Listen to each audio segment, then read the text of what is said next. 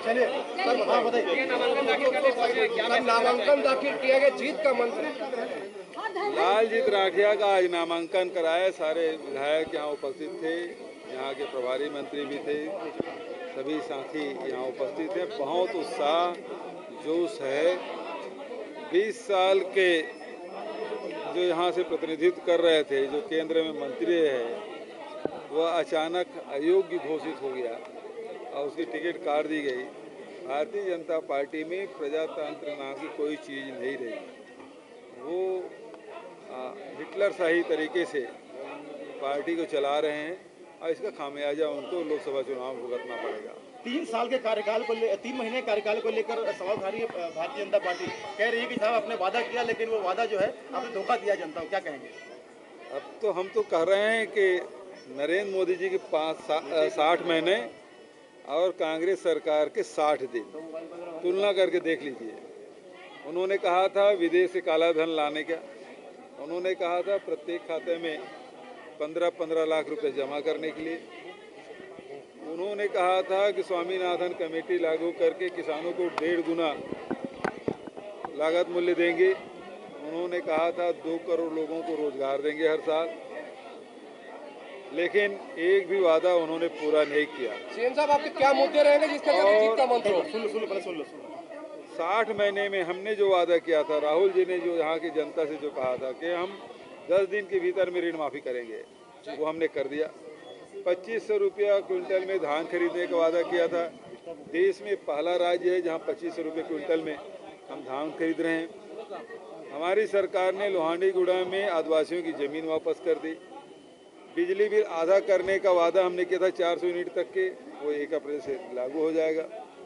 35 kilo चावल देने की बात हमने कही थी, वो हमने बजट में कर दिया है। ये आचार संहिता लागू खत्म होने के तत्काल बाद, क्योंकि उसमें राशन कार्ड बनाना है, नया कार्ड बनाएंगे तो थोड़ा समय लगेगा।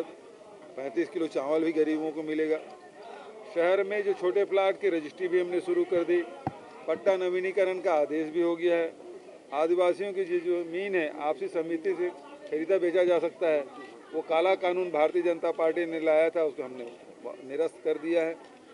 2 गुना जो मुआवजा था उसको 4 गुना हमने पारित कर दिया, विधानसभा में पारित किया। तो सारे जो लोगों से जो हमने वादा किया था उसमें अधिकांश हमने पूरा कर दिया है।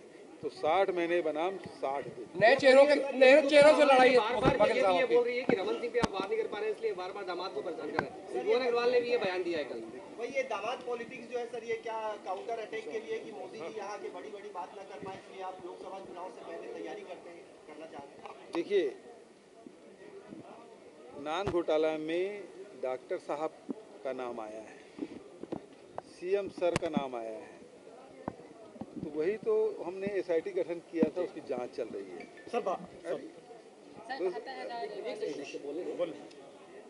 दूसरा जहां तक के डॉक्टर पुनीत गुप्ता का है, वो सरकारी मुलाजिम है और यदि कोई सरकारी मुलाजिम गड़बड़ करे उसके खिलाफ कार्रवाई हो। विभाग ने एफआईआर किया। दुर्भाग्य ये कि रमन सिंह जी की दामाद वाली बात आ रही है, लेकिन वो दामाद ने किया क्या? जो डीकेएस बिल्डिंग है जहां मंत्रालय लगता था, वो हॉस्पिटल है, उसको 59 करोड़ में आपने गिरवी रख दी। दान के जो बिल्डिंग है, दाऊ कल्याण सिंह ने दान दिया था वो बिल्डिंग को, जिससे लोगों की इलाज होता था। हम लोग सरकार बनी तो हम लोगों ने उसको मंत्रालय बनाया था, उसको आपने गिरवी कर दी।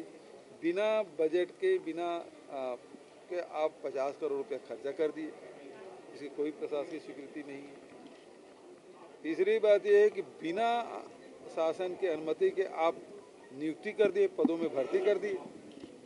पद है ही नहीं और आपने भर्ती कर दी, और ऐसे भर्ती किए जो चीफ सेक्रेटरी से बराबर, उससे या अधिक के पेमेंट आप दे रहे हैं। तो ये तो मुख्यमंत्री से भी बड़ा हो गया था।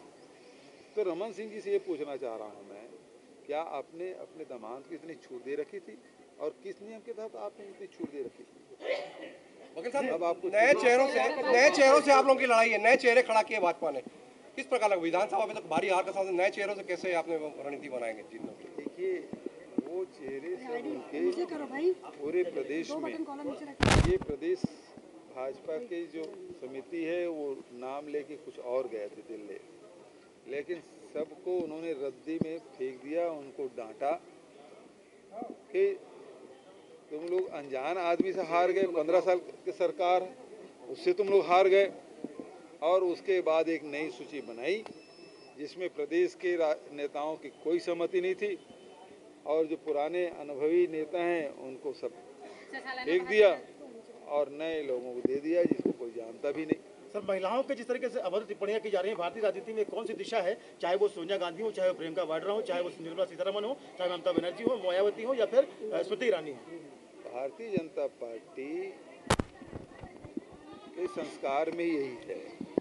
आरएसएस में कोई महिला होती नहीं, उसमें कोई महिला भर्ती करते नहीं और एक लोग अभद्र टिप्पणी करके सस्ती लोकप्रियता हासिल करते रहे हैं और जब कोई नहीं मिलता तो अपने ही दल के कुछ महिला हैं उनके खिलाफ भी टिप्पणी करने से गुरेज नहीं करते। ये मास्टर स्ट्रोक है। राहुल जी ने जिस प्रकार से विधानसभा के चुनाव में ऋण माफी की योजना लाई थी और हम सब ने, चाहे वो कर्नाटक हो, चाहे पंजाब हो, चाहे राजस्थान, मध्य प्रदेश, छत्तीसगढ़ में हमने लागू किया, उसी प्रकार से ये गरीबों के लिए एक बड़ी योजना है जिसमें 12,000 से कम आय वाले व्यक्ति को सालाना 72,000 रुपया उनको दिया जाएगा। इसका जवाब भारतीय जनता पार्टी के पास है। सर, सिनेरियो किस तरह का लग रहा है? सर, लगातार हर जगह पे दौरे पे आप चल रहे हैं, रमन सिंह भी दौरा करके गए हैं, उनका कहना है कि 11 सीटें आ रही है। टारगेट वो फिक्स करते हैं। अमित शाह ने टारगेट किया कि 65+, वो हम लोगों ने हासिल कर लिया।